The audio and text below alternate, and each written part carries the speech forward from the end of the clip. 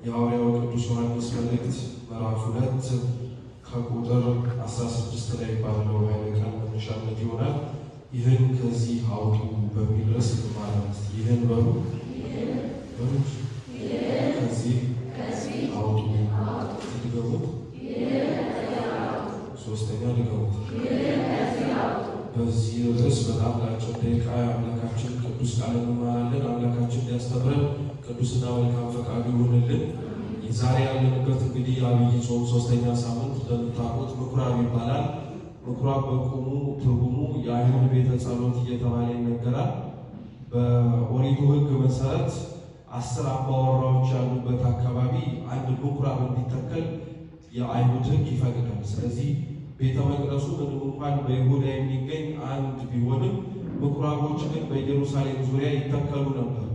ምንም እንኳን ወደ ቤተ መቅደሱ የሚመጡባቸው ምክንያቶች የተወሰኑ ቢሆኑ እስራኤላውያን ግን በያሉባቸው አካባቢና ቦታዎች ላይ ሆነው ስርዓት አምልኮን መፈጸም እንዲችሉ ምኩራቦች ወይም ጸሎት የሚያደርጉባቸው ቤቶች ይተከሉላቸዋል።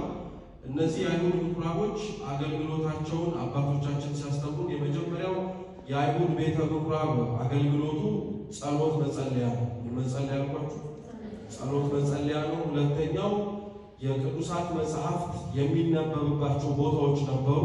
የነቢያት በተለይ መጽሐፍት በሙሉ የሚነበቡት በምኩራቦቻቸው ነበረ። ሶስተኛው ደግሞ የአይሁድ ሸንጎ አባላት የሆኑ በተለያየ ቦታ የሚኖሩትን ጨምሮ ወደዛች ምኩራብ እየተሰበሰቡ እኛውን በተለምዶ እድር፣ የሰንበቴ ማህበራት ብለን የምንመሰረታቸው የህብረት ነገሮች አሉ አይደለም። ምኩራብ ውስጥ የሚደረጉ ነገሮች ነበሩ እና ጌታችን ኢየሱስ ክርስቶስ ዛሬ በምናስባት በዚች ዕለት ላይ ወደ ምኩራብ ገባ ተብሎ ሲነገር ትሰማላችሁ። ግን ጌታችን ኢየሱስ ክርስቶስ ዛሬ ምኩራብ የምትባል ቤተ መቅደስ ውስጥ ነው የገባው። እስቲ ቤተ መቅደስ ነው፣ ቤተ መቅደስ ውስጥ ነው የገባው። ቤተ መቅደሱ የመግባቱንና በዚች ቤተ መቅደስ ውስጥ ገብቶ የማንጻቱን ነገር በሁለት ቦታዎች ላይ እግዚአብሔር አምላካችን ፈጽሞታል። የመጀመሪያው አሁን ያለንበት ምኩራብ ቤተ መቅደሱ ገብቶ ያነጻበት ቤቴ ጸሎት ቤት ይባላል እንጂ የሻጮች፣ የወንበዴዎች፣ የነጋዴዎች መናኸሪያ አይደለም ብሎ ያባረረበት ነው። ሁለተኛው ግን አንጾተ ቤተ መቅደስ የሚባለው የምታስታውሱ ከሆነ የመጨረሻው ሳምንት ማለትም ሰሙነ ሕማማት ላይ የመጀመሪያዋን ቀን መርገመ በለስ እንላታለን። ሁለተኛዋን ቀን የትምህርት ቀን እንልና አንድም ደግሞ መልሶ ቤተ መቅደሱን ያነጻበት ቀን ነው እንላለን። ስለዚህ ጌታችን ኢየሱስ ክርስቶስ ለሁለት ጊዜ ወይም ደግሞ ሁለት ቦታዎች ላይ ቤተ መቅደስ ውስጥ ገብቶ ውስጥ አይቶ ደስ ያላሰኘውን ቤቱ ከተዘጋጀበት ዓላማ ውጪ ሲደረግበት ያየውን ነገር በሙሉ ሳያልፍ የገሰጸበት ክፍለ ትምህርት የምታገኙበት ነው። ምንባቡን ሲጀምር የቅዱስ ዮሐንስ ወንጌል በዚህ ባነበብኩላችሁ ክፍል ላይ ማለት ነው የሚጀምረው የአይሁድ ፋሲካ በቀረበ ጊዜ ብሎ ነው። የአይሁድ ፋሲካ ነው። የአይሁድ ፋሲካ ተብሎ የሚጠቀሰው በመሰረቱ አይሁድ የራሳቸው ፋሲካ የላቸው። ፋሲካው ክርስቶስ ነው። ፋሲካው የእግዚአብሔር ድህነት የፈጸመበት ቀን ማስታወሻ ዕለት ነው። ኦሪት ዘጸአት ምዕራፍ 12 ላይ ስናነብ እስራኤላውያን ከግብፅ ባርነት የወጡባት የመጨረሻዋ ቀን ላይ እግዚአብሔር አምላክ ንጹሕ የሆነ ነውር የማይገኝበት በግ አርደው ጠብሰው እንዲበሉና ደሙን ደግሞ መቃንና ጉበኑ ላይ እንዲቀቡ ታዟቸው ነበር እና ያንን በዓል ፋሲካ ይሉት፣ የበሉትን በግ ደግሞ የፋሲካው በግ ይሉት። ይሰማችሁ? ስለዚህ በዓሉ የእግዚአብሔር ነው እንጂ የእነሱ አይደለም። መጽሐፍ ቅዱስ ላይ ግን በጣም የሚገርማችሁ እግዚአብሔር የራሱ የሆነውን በቅድስና ለሚኖሩ ሰዎች የእነሱ እንዲሆን አሳልፎ እንደሚሰጠው ሁሉ እግዚአብሔር ደስ የማይሰኝባቸውን ነገሮች ሁሉ ምንም የእሱ ቢሆኑ ላሳዘኑት ሕዝብ ይሰጣቸው። ይሄ የኔ በዓል አይደለም የእነሱ በዓል ነው ማለት ነው። ትንቢተ ኢሳይያስ ላይ ስናነብ ዕጣናቸውን አልወደድኩትም፣ ቁርባናቸውንም ሽታቸውን ከላይ ከሰማያት ያርግ ዘንድ አልመረጥኩትም እያለ እግዚአብሔር ይናገራል። ዕጣን እንዲያጨሱ እኮ የሰጣቸው ራሱ፣ መመሪያ ሰጥቶ እንዲህ አድርጉ መስዋዕት አቅርቡ ያላቸው ራሱ። ግን እሱን ታዘዛቸው አይነት መንገድ የማይከተሉ ከሆነ ይሄ በዓል የኔ አይደለም የእናንተ በዓል ነው እና የአይሁድ ፋሲካ ብሎ የሚጠቅሰው ምንም እንኳን የራሱ በዓል ቢሆንም እያከበሩት ያሉት አይሁዳውያን ግን አብዛኞቹ በሚባል ደረጃ በዓሉን የሚያከብሩት እግዚአብሔርን ደስ በሚያሰኘው እሱም ሊከብርበት በሚችለው መንገድ ሳይሆን እነሱን ሊያሰኛቸው በሚችልበት ጊዜ ነው። ይሄ ፋሲካ የመጀመሪያው ፋሲካ ነው ይባላል። ስንተኛው ፋሲካ አልኳችሁ? ጌታችን 4 ፋሲካዎችን እዚህ ምድር ላይ ቆይቷል። 4ቱንም ፋሲካዎች 4ቱም ወንጌላት ላይ የተጻፉ ቢሆንም ቅዱስ ዮሐንስ ወንጌላዊ ልዩ የሚያደርገው 4ቱንም ፋሲካዎች ጽፏቸው። የመጀመሪያው ፋሲካ ይሄ ነው። ሁለተኛው ፋሲካ ዮሐንስ ወንጌል ምዕራፍ 6 ላይ አለ። ሶስተኛው ፋሲካ ዮሐንስ ወንጌል ምዕራፍ 7 ላይ አለ። የመጨረሻው ፋሲካ ደግሞ የዮሐንስ ወንጌል ምዕራፍ 11 ቁጥር 55 እና የዮሐንስ ወንጌል ምዕራፍ 12 ላይ ታገኙታላችሁ። 4 ፋሲካ ብቻ ነው እዚች ምድር ላይ የቆየው ኢየሱስ ክርስቶስ። ስለዚህ በዚች በአይሁድ ፋሲካ በተባለችው ቦታ ላይ እነሱ ያመልኩበት ወደ ነበረው እግዚአብሔር የሚጠሩበት ወደ ነበረው ወደ ቤተ መቅደሳቸው ጌታችን ኢየሱስ ክርስቶስ ገባ እና ገብቶ ምኩራባቸውን ቤተ መቅደሳቸውን በሚያይበት ጊዜ ላይ ግን ልክ በዓሉን የእሱ ሆኖ እነሱ ደስ እንደሚያሰኛቸው እንደሚያከብሩት ሁሉ ውስጥ የሚደረጉት ነገሮች በሙሉ ደስ የሚያሰኙ አልነበሩ። በደንብ አድርጋችሁ ስሙ። ብዙ ሰው ይሄንን በዓል በጣም ባልተገባ መንገድ ላልሆነ መንገድ ይተረጉማል። ምን ማለት መሰላችሁ? ወረድ ብላችሁ ስታነቡ ታሪኩን ጌታችን ፈሪሳውያንን የአይሁድ ካህናትን ከተመለከተ በኋላ ቤቴ የጸሎት ቤት ይባላል እንጂ የወንበዴዎች ዋሻ አረጋችሁት ብሎ ሲናገር አንዳንድ ሰው ተግሳጹ ለካህናት ብቻ የቀረበ ይመስላል። በቃ ይህንን ታሪክም ሲሰማ በጣም ብዙ ሰው ድሮስ ይሄ ታሪክ ለቄሶቹ ነው እነሱ ናቸው እንደዚህ ያደረጉት ይላል። ጉዳይ ይመስላችሁ የሁላችንም ታሪክ አለበት እች ታሪክ ውስጥ። ጌታችን ታዲያ ወደ ቤተ መቅደሱ ሲገባ ካህናትን ብቻ አልነበረም ያገኘው። 3 እንስሳዎችን እንዳገኘ መጽሐፍ ቅዱሳችን ይናገራል። እነዚህን 3 እንስሳዎች ነው እኛም ትኩረት ሰጥተን የምንማርባቸው። በሬ አግኝቷል፣ ሁለተኛ በጎችን አግኝቷል፣ ሶስተኛ እርግቦችን አግኝቷል። የመጀመሪያው ምንድን ነው ያልኳችሁ? እንዳትረሱት በሉስ። ሁለተኛው ምንድን ነው? በግ ነው። ሶስተኛው ርግብ ነው። እነዚህን እንስሳቶች ወደ ቤተ መቅደሱ ሲገባ አግኝቷቸው። ከነዚህ በተጨማሪ ደግሞ ሻጮች ለዋጮች ሆነው አይሁድ ፈሪሳውያን ደግሞ ሌሎች ስራዎቻቸውን ሲሰሩ አግኝቷቸው። የሚገርማችሁ የአይሁድ የክፋታቸው ክፋት ቤተ መቅደሱ ውስጥ እነዚህን እንስሳቶች ሲሸጡ የራሳቸው ዓላማ ነበራቸው። የመጀመሪያው ዓላማቸው ምን መሰላችሁ? ይሄ የአይሁድ ቤተ መቅደስ ይገኝ የነበረው ቤተ ሳይዳ ከምትባል የውሃ መጠመቂያ አቅራቢያ ነው። ቤተ ሳይዳ ምናልባት ትዝ ካለቻችሁ የዮሐንስ ወንጌል ምዕራፍ 5 ላይ መጻጉዕ ክርስቶስ ያገኘው ቦታ እና ያቺ ቦታ የውሃ መጠመቂያ ነው እና አይሁድ የክፋታቸው ክፋት ቤተ ሳይዳ የሚገኘውን ውሃ ቦርቡረው ቆፍረው ወደ ቤተ መቅደሱ እንዲገባ አድርገው እነሱ የሚሸጧቸውን ከብቶች ያጠጧቸው ነበር እንዲደልቡላቸው ማለት ነው። አሁን ይሄ ማለት ለእኛ ማለት ምን መሰላችሁ? ከውጭ ያመጣነውን ክፉ ልማዳችንን ቤተ መቅደስ መገኘት የማይገባውን ክፉ ግብራችንን እዚህ ገብተን የምናሳድገው ሰዎች አሉ። ለምሳሌ ቤተ ክርስቲያን ቅዱስ ዮሐንስ አፈወርቅ እንደሚናገረው ከኖህ መርከብም የተሻለች ናት የሚያሰኘው ሰው የነበረውን ነገር ይዞ ሲመጣ እንደገባው ሆኖ ስለማይወጣ። እንደ ጅብ በጣም የሚበላ ሰው ቤተ ክርስቲያን ውስጥ ቢገባ ጿሚ ሆኖ ነው የሚወጣው። አሁን ያለንበት ችግር ግን የቤተ መቅደሱ ችግር እንዳይመስላችሁ የኛ ችግር ነው። ቤተ መቅደሱ ትናንትና እግዚአብሔር የነበረበት ቦታ ነው። አሁንም አለበት፣ ነገም ይኖርበታል። ምንም ጥርጥር የለም። ችግሩ ያለው አማኞች ተብለን ከተሰበሰብን ከኛው የራሳችን ችግር ነው። የራሳችንን ክፉ ልማድ ለመተው ብለን የገባን ሰዎች ልክ እንደገባን ወንዝ ክፉ ልማዳችንን ወደ ቤተ ክርስቲያን እያስገባን እዚሁ መለማመጃ ካደረግነው በጣም ሰንብተን በጣም ውለን አድረንበታል። ጭምር ቤተ ክርስቲያን ውስጥ መደረግ የማይገባቸውን ክፉ ድርጊቶች እንዳይመስላችሁ፣ መግባት የማይጠበቅባቸውም ደግሞ ማንኛውም አስተሳሰቦችም ሊሆኑ ይችላሉ። እኛ እዚህ ውስጥ ሆነን ያሳደግናቸው ማለት ነው እና ቤተ ሳይዳ ያለውን ውሃ እየቆፈሩ ወደዚህ እያስገቡ ከብቶቻቸውን ያደልቡ ነበረ። እስራኤላውያን ቤተ መቅደስ እየመጡ መስዋዕት ለማቅረብ ከሩቅ ሀገር ነው የሚመጡት። ስለዚህ ይዘዋቸው የሚመጡት ከብቶች ከመንገድ ርዝመት መካከል በጣም ስለሚከፉባቸው እነሱ ምን ብለው ይጠይቋቸዋል? እንደዚህ የረከሰ መስዋዕት እንዴት ለእግዚአብሔር ታቀርባላችሁ? የእናንተን 2 ከብት ለእኛ ስጡንና እኛ የደለበውን 1 ከብት እንሰጣችኋለን ይሏቸዋል። አንድ ነውራቸውን በደንብ እንድታውቁት። ሁለተኛው ችግራቸው ደግሞ የነበረው ምንድነው? የግዕዝ በግዕዝ ትርጓሜያችን የመርጡለ ማርያም ላይ በጣም ግልጽ በሆነና በሚደንቅ አማርኛ ያስቀምጠዋል። ይዘው የሚመጡ ሰዎች በሙሉ ከብት ብቻ ሳይሆን ከወርቆቻቸውም ይዘው ይመጡ ነበር። እየሰማችሁ ወርቆች ገንዘብ ይዘው ይመጡ ነበር ለቤተ መቅደሱ መስዋዕት ነው።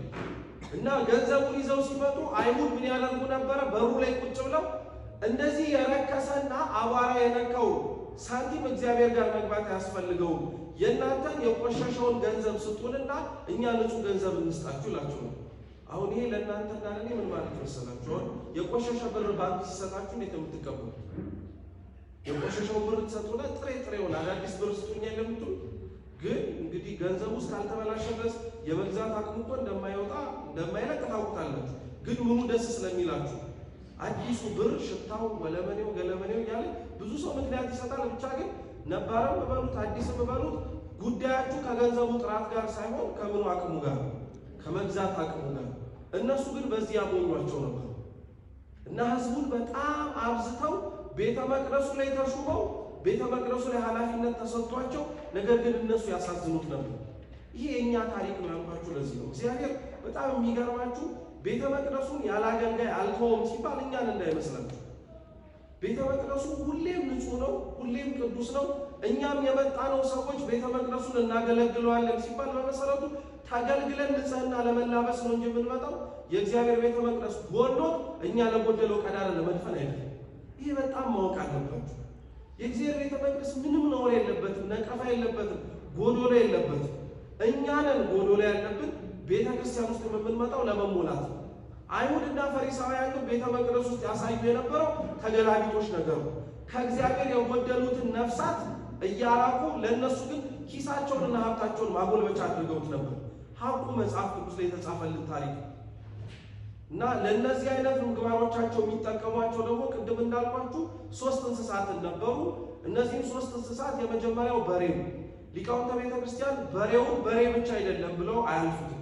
ወይም በሬው ራሱን የቻለ ውክልና አለው ይላል። በሬው ምሳሌነቱ ምን መሰላችሁ? አንደኛ ቆሮንቶስ ምዕራፍ 11 ላይ ቅዱስ ጳውሎስ እንዲህ ይላል፣ የሚያበራየውን በሬ አፉን አትለጉመው ወይም ደግሞ አትሰረው ይላል። በሬ የሚባሉት ሐዋርያት ናቸው። እየሰማችሁ በሬዎቹን አባረራቸው ማለት አንዳንድ አገልጋዮች ቤተ መቅደስ ውስጥ ሆነው ያከበራቸውን እግዚአብሔር ከማሳየት ይልቅ እነሱ መከበር የሚፈልጉ ሰዎች አሉ። እንደዚህ አይነቱን አገልጋዮች አይፈልግም እግዚአብሔር፣ ያባራል። እየሰማችሁ ያስቀመጠን ለንስሐ ዕድሜ እየሰጠን ነው እንጂ እያማበለን እንዳይመስላችሁ፣ ያባራል። በደንብ አድርጉ። በሬ የሚባሉት እንደነዚህ አይነቶች ናቸው። ሁለተኛው የበሬ ጠባዩ ምን መሰላችሁ?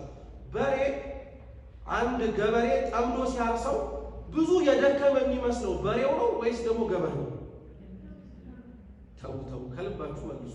ብዙ የደከመ የሚመስለው ገበሬው ነው በሬው? ገበሬው ነው ቀንበሩን የሚሸከም ገበሬው ነው እግሩን ጭቃ ውስጥ እያስገባ እያረሰ በሞፈሩ በቀንበሩ የሚሄዱ ወይስ ሁለት ስለሆኑ ነው በሬዎቹ? ማን ነው በጣም የሚደክመው? አዎ ሰውየው ያላችሁት ምንም እኮ ነውር የለውም መልሳችሁ ልክ ናችሁ። ሰውየው ይደክማል ያላችሁት እናንተ ምን ስለሆናችሁ እንጂ በሬውን ሄደን ማን የሚደክመው ብንለው ሰውየው የሚል ይመስላችሁ? አይ እኛ ነን እንጂ የምንደክመው። እሱ ምን አለበት ከኋላ እየገፋ ጅራፍ እያነወጋ ሂድ እያለን የሚገፋው ነው።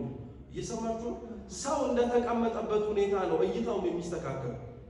ሰው እንዳለበት የቤተ ክርስቲያን አቋሙና እንደሚሰማው ቃለ እግዚአብሔር ልቡናውን ክፍት እንደማድረጉ ነው የሚስተካከል።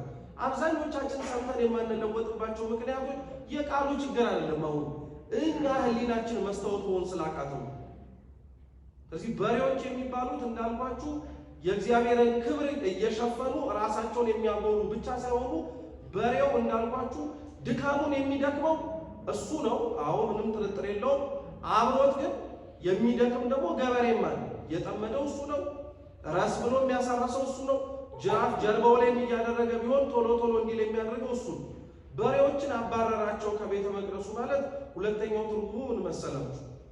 በሬዎች በድካማቸው ዘራን ኮተኮትን እንደሚሉት ሁሉ እኛ በደከምነው ነው ቤተ ክርስቲያን ነገ ከፍ የምትለው ብለው የሚያስቡትን ሰዎች አባረራቸው።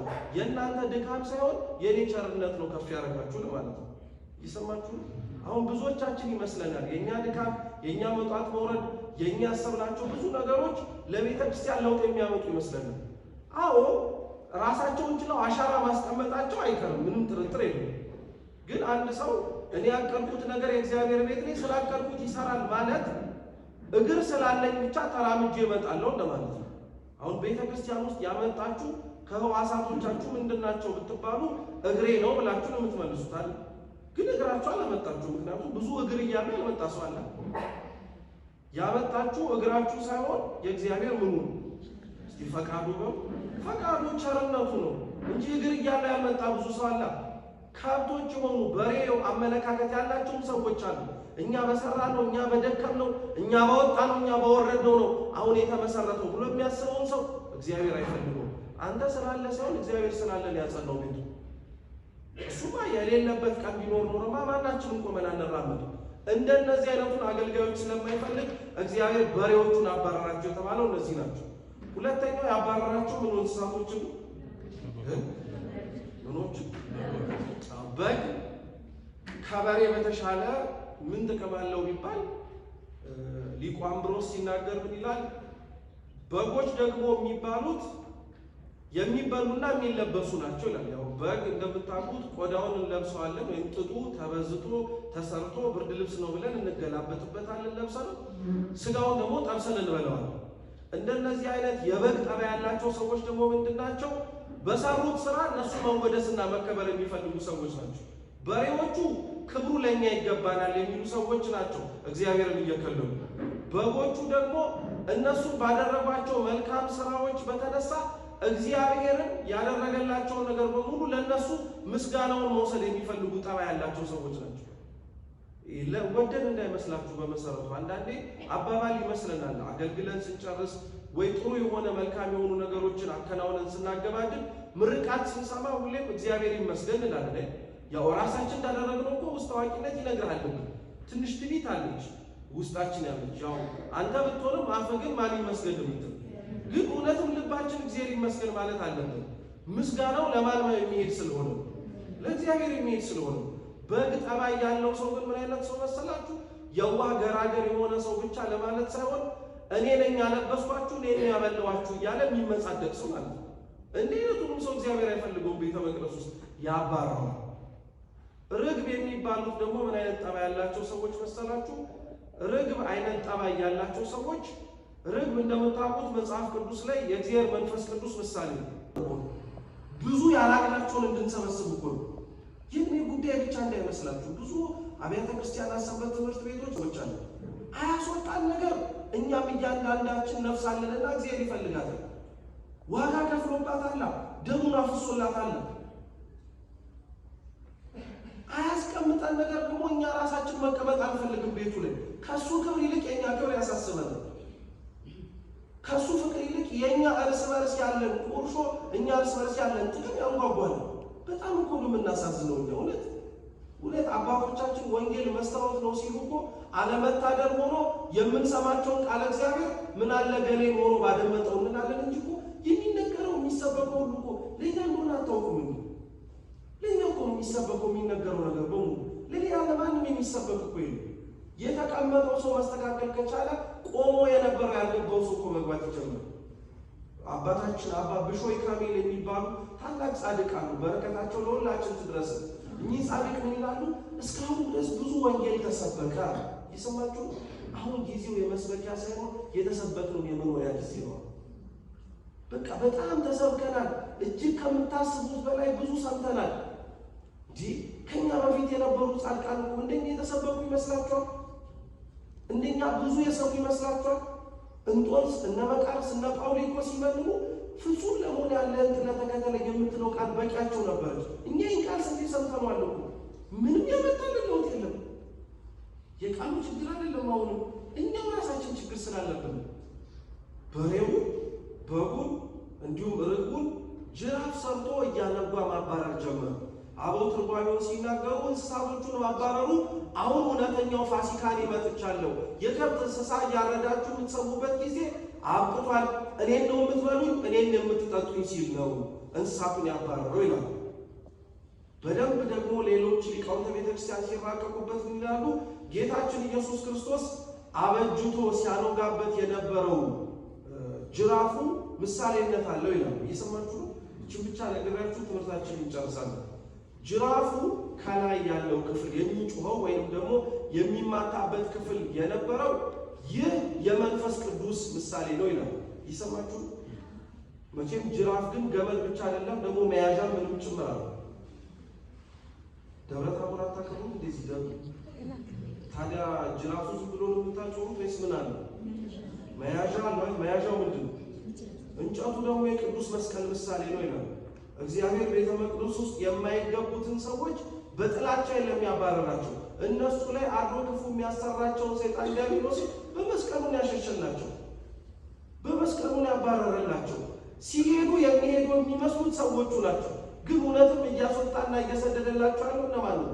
አጋንንቱ ናቸው፣ ክፉ የሚያሰሩትን። አይገርማችሁ? እግዚአብሔር አምላካችን የመጀመሪያው ስራው ቤተ መቅደሱን ማንጻት ነበር። የመጨረሻውም ስራው ቤተ መቅደሱን ማንጻት ነበር።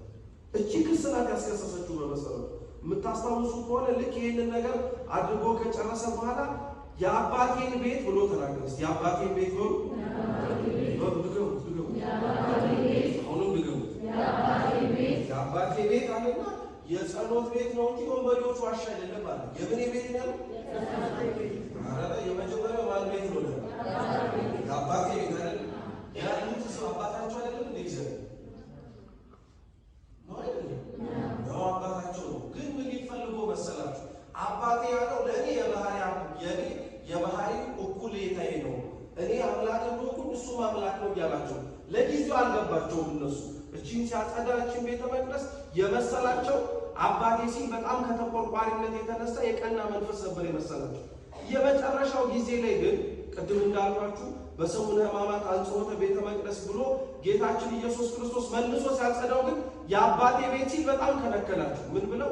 እንዴት ራሱን ከእግዚአብሔር ጋር ያስተካክላል አባቴ ብሏል። እቺን ቃል እኮ አሁን ሰምታችኋት ግር ተሰኛችሁ እንጂ እኮ ከሙታን መካከል ሲነሳ ማርያም መግደላዊት ምን ነበር ያለ? ወደ አባቴ ወደ አባታችሁ፣ ወደ አምላኬ ወደ አምላካችሁ አላረኩምና አትንኪኝ ያለ። አባቴ ማለቱ ለሱ የባህሪው ነው። አባታችሁ የማለቱ ደግሞ ለነሱ የጸጋ አምላክ ስለሆነ ወይም የጸጋ አባታቸው ስለሆነ ግልጽ ነው። ገብቷችሁ? እዚህ ወደ አባቴ ወደ የአባቴን ቤት የወንበዴዎች ዋሻ አደረጋችሁታልና የመጨረሻውን ተልእኮ ቤተ መቅደሱን ማጥራት አለ። ምን ማለት መሰላችሁ? ቤተ መቅደስ እየተባለ በተደጋጋሚ የሚነገረው አሁን ዋጋ እየከፈልንለት ያለው ስርዓት አምልኮ የምንፈጽምበት ቤተ መቅደሱ ይሄ ግድግዳውና ጣሪያው ብቻ አይደለም። የኔና የናንተ ሰውነት ብቻ ከኔና ከናንተ ሰውነት ሊባረሩ የሚያስፈልጓቸው ትዕቢት የተባሉ ትላልቅ በሬዎች አሉ። ለአገልግሎት የማይመቹ በፍጹም የሚጎረብቱ በጎች የሚባሉ መባረር ያለባቸው ከቤታችን ቤተ መቅደስ ውስጥ ያሉ በጣም የማይመቹ ጠባያቶች አሉ። እኛንን አልባሽ አጉራሽ የምንለው እግዚአብሔር ቤት ውስጥ ተቀምጠን እንደ ርግብ ደግሞ እየበረረን አቋም የሌለን ሰዎች አሉ። ዛሬ መልካም ነገ ክፉ፣ ዛሬ ጥሩ ነገ መጥፎ የምንሆን ሰዎች አሉ። የለንም ማለት አሁን በመሰረቱ ይሄ በሕክምና ባይፖላር ዲስኦርደር ብሎ ታውቃላችሁ። አንድ ሰው ጤነኛ ሆኖ ዛሬ ሆኖ ነገ ሲመጣ ግልብጥ ይልና በቃ ልብላችሁ ልጠጣችሁ ላኝካችሁ ትናንትና ደህና አልነበርክም እንዴ ሲባል እኛ የሚመስለን ምንድን ነው?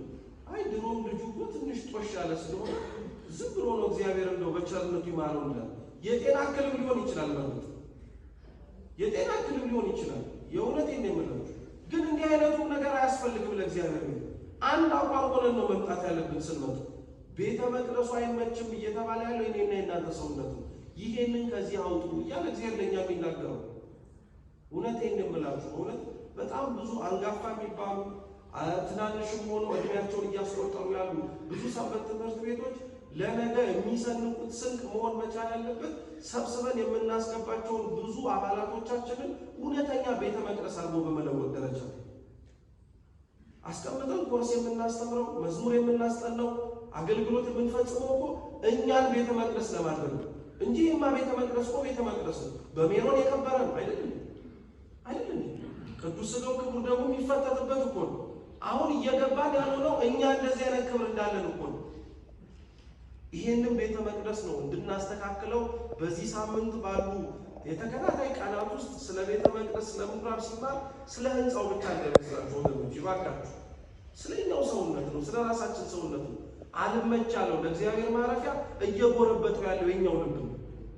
ቤቱንማ መች ረስቶት ያውቃል? ቤቱንማ መቼም አይዘነጋውም። እመኑ፣ እኛ ትጠራጠሩ፣ መቼም አይረሳውም እግዚአብሔር ቤቱ። እኛ እየረሳ ነው እግዚአብሔርን ስለተቸገረ ነው። እዚህ ስንመጣት እዚህ እያለን ስንወጣ እየረሳነው ስለሆነ ነው። አሁንማ ብሶብን እዚህም የምንረሳው ሰዎች አሉ። ቤቱ የማን እንደሆነ የዘነጋ ነው ማለት ነው። አልባሌ ነገር ለማድረግ የሚያዳዳን ሰዎች ማለት ነው። ይሄ ነገር በሙሉ ከዚህ መውጣት አለበት። አጽዋማት እያለፉ ሌሎች አጽዋማት ሲመጡ ምን የጨመርነው ነገር አለ? የባለፈው ሳምንትም ይቅርታ የባለፈው ዓመትም ምኩራብን አክብረን ነበር አይደል? አላከበራችሁ? ከአሁኑ ዓመት ምኩራብ ምን የሚለውጥ ነገር ጨመርን? እሱ ነው ጥያቄው። እና በተቻለን አቅም አሁንም ባለን በዚህ ጥቂት ጊዜ ላይ የትንሣኤያችን ጊዜ የተረፈን ጊዜ በቂ ነው። የሰማችሁ ለመነሳት ረጅም ዓመት አትለምኑት። እግዚአብሔር አሁን የሰጣችሁ ቀን በቂ ነው። ከተነሳችሁባት ነገ የሚጨምርላችኋል እግዚአብሔር። ስለዚህ በተቻለን አቅም በእነዚህ ባሉት ጊዜያት ውስጥ ለቤተ መቅደሱ የማይመጥነውን ነገር በሙሉ እያወጣን ከእኛም ሰውነትም ጭምር እያሸሸን የተሻለንና የበለጥን ክርስቲያኖች ሆነን 40ኛው ዓመትን ያሳየን እግዚአብሔር ተጨማሪ 40 ሳይሆን የምንለምነው ከቁጥር ሳያጎል ዘመናት የማይቆጠሩበት ቀናት የማያልፉበት መንግሥተ ሰማያትን እንዲያወርሰን የእሱ ቅዱስና መልካም ፈቃዱ ይሁንልን። ያስተማረን አምላካችን ስሙ